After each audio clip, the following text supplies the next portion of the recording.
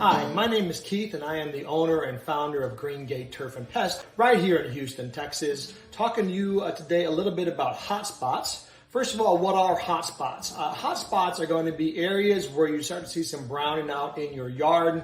We see it particularly during the high temperature parts of our summer. We really notice it when we have the high temperatures and we have drought conditions. If you have irrigation, a hot spot would be something that you would encounter. If you have no irrigation on your property, then your entire yard is probably a hot spot. So we're going to talk just to the folks who currently have irrigation. What happens is that as you're sprinkling through your yard, you think everything is great, but what's happening is certain portions of your yard are not getting enough water, and then you start to see these ground areas growing. And your first inclination is that something awful is happening, like a chinch bug outbreak or a sod webworm outbreak, when actually all it is just a water deficiency. The easiest way to solve that problem is just to verify that all of your sprinkler heads are indeed working as intended.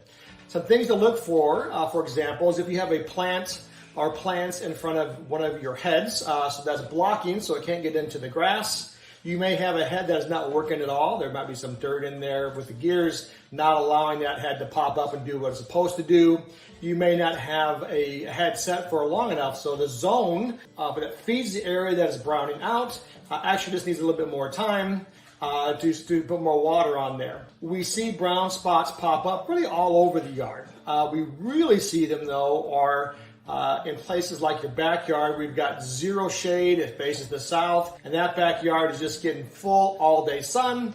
Where in front of your house, you may have a little bit of shade, some afternoon shade on parts of your grass, and that seems to be doing really well. So you can also notice it if you stand back on your yard. You'll notice some odd shapes where you should have a nice green grass, you don't, and it's in the shape of an arc. That's a true telltale sign that you have a head that is not performing as intended. The good news is that it's really easy to solve. Fix that head, make sure you get enough water in those particular zones, and you'll notice that grass bouncing right back.